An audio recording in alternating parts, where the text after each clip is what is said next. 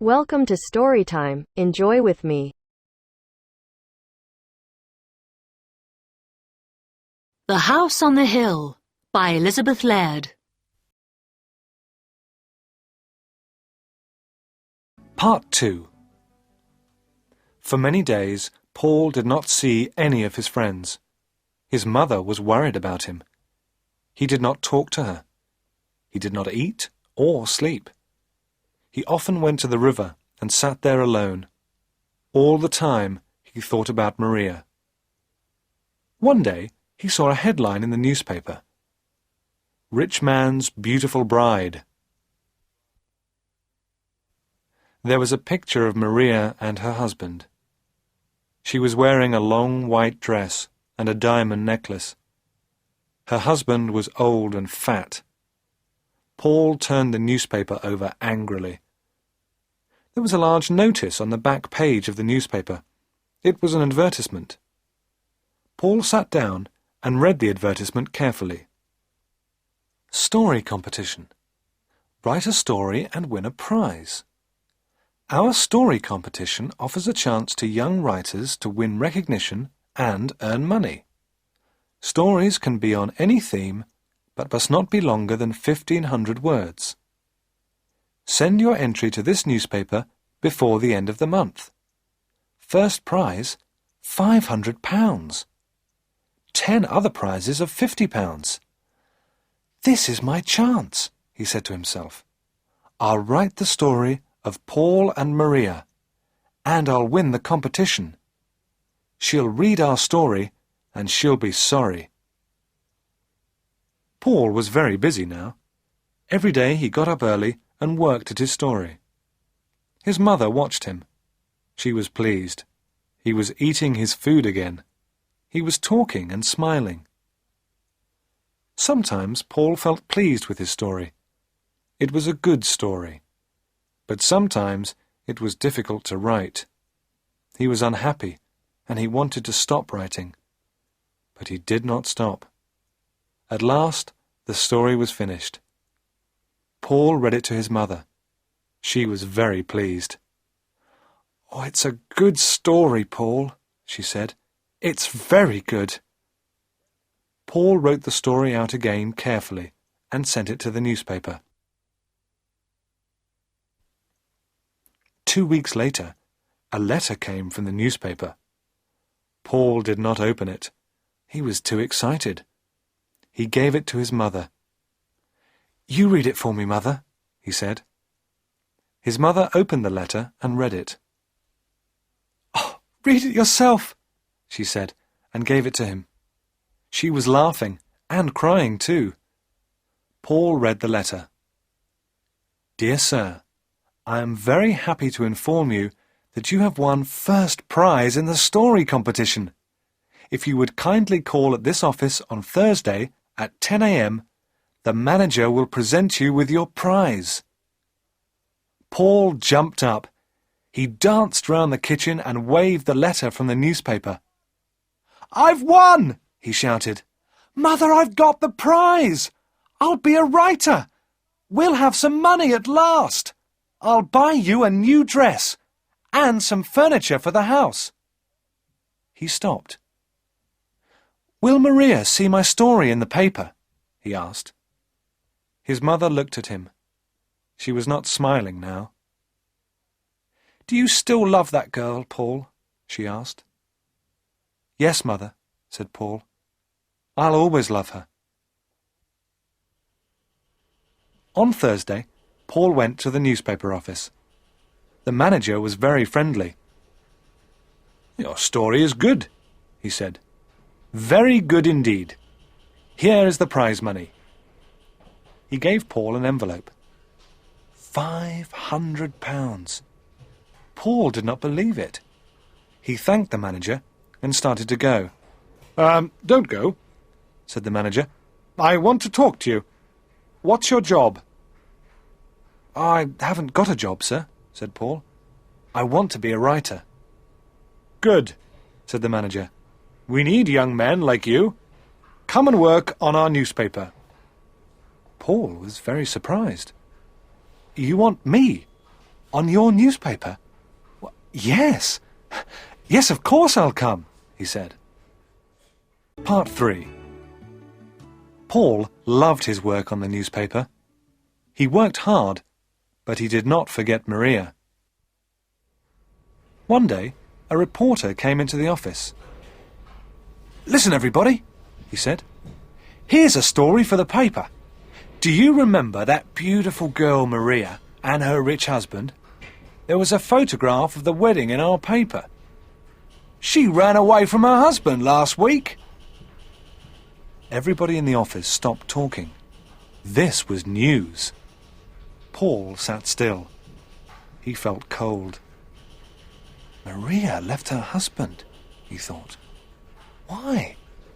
They were married only a few months ago. The reporter was still talking. "The girl's mother died last week," he said.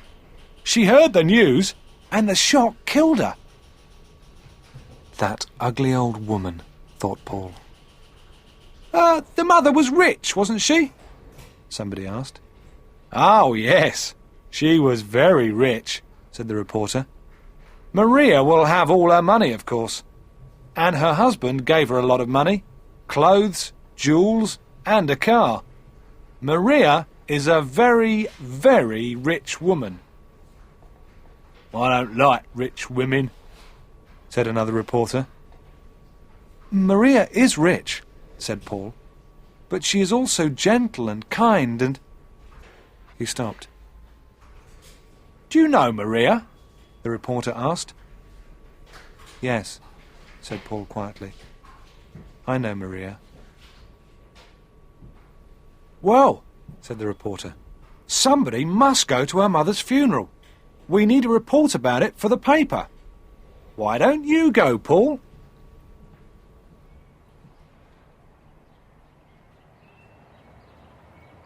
Paul went to the funeral the next day. It was a long way to the church, but he walked. He wanted to think. Maria loved me, he thought, but she married another man. Why? Because she was afraid of her mother. But now her mother is dead. Paul was happy, and he was sad. He was at the church now. Crowds of people were there. It was a big funeral. There were many big black cars outside the church. In the first one was the coffin. There were a lot of flowers on the coffin and on the roof of the car. Paul stood at the back of the crowd. He took out his pencil and paper. He wrote about the cars and the people. Then he saw Maria. She was wearing a black dress.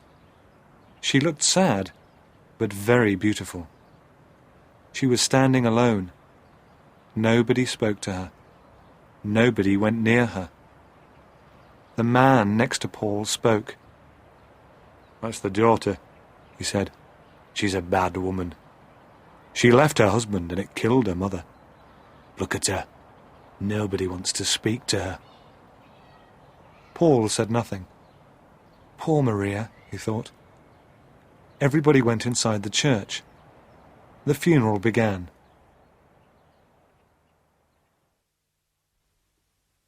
After the funeral, Paul went home. His mother was smiling. "Good news, Paul," she said. "Do you remember your cousin Elsa? She's coming to stay with us. She's 17 now, and very pretty. You will like her." "Yes, I remember Elsa," said Paul. He did not look pleased. His mother was disappointed. He's still thinking about Maria, she thought. Elsa will help him to forget. But Paul did not want to see Elsa. "I must see Maria," he said to himself. "I must talk to her." Part 4. Paul wanted to see Maria. He wanted to talk to her. "I'll go to the house on the hill," he thought. "Perhaps Maria will be there." But the house on the hill looked empty. There were no curtains at the windows. There was a big notice on the gate. It said, "For sale." Paul looked over the gate. There was nobody in the garden. Everything was quiet. "I'll get into the house and look round," he thought. "Perhaps I'll find Maria's address. Then I can write to her." Paul pushed open the gate and went up the steps to the house. It was very quiet. He pushed at the front door. It was closed. He walked round the house. There was a window open.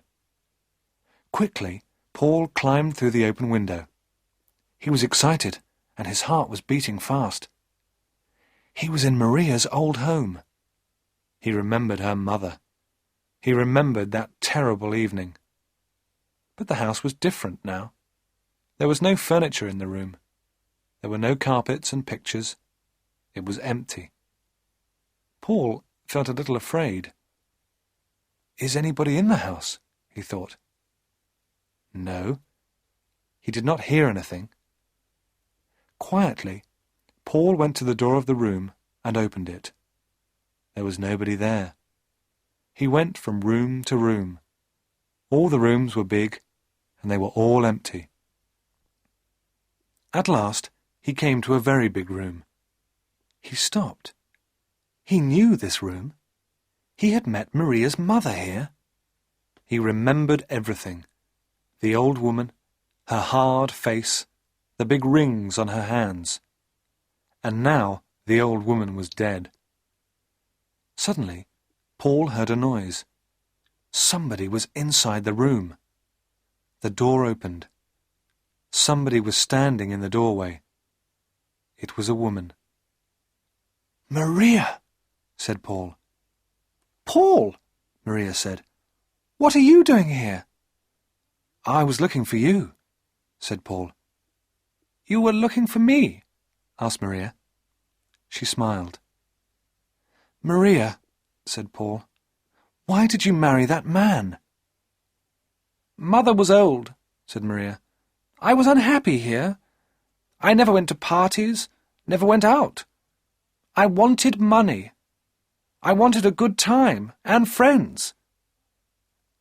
"I understand," Paul said. "You were not afraid of your mother. You were tired of her. She was old, and you wanted a new life. But why did you leave your husband?"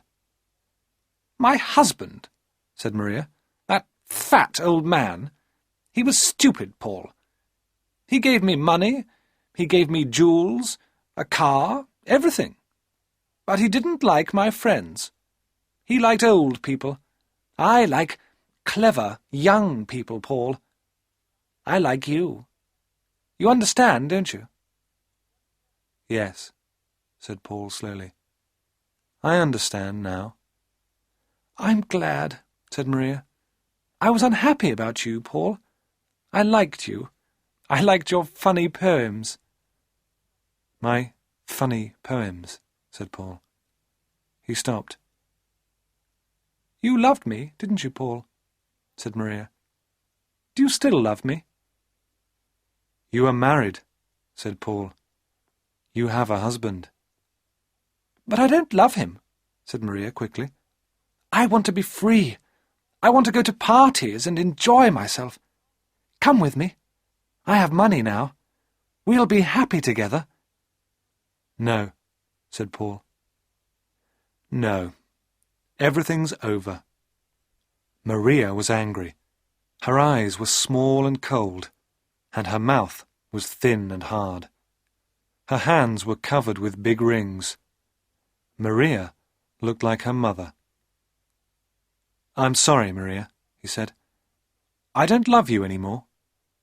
I loved you very much, but now everything is different. Goodbye, Maria." "But you can't leave me," said Maria. "I want you."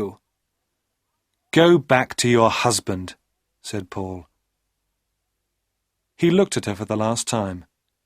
Then he turned and walked out of the room. Paul left the house on the hill and walked home. He was free. "I was a fool," he thought. "Maria never loved me. How stupid I was. Maria is beautiful, but she is hard and cold. She is like her mother. I loved Maria's beauty, but I never loved Maria. It was a lovely evening. Paul felt very happy. The door of the little brown house was open. His mother was at home. She was talking to a pretty girl. "Paul," she said, "this is your cousin Elsa." "Hello, Elsa," said Paul. He smiled. The end.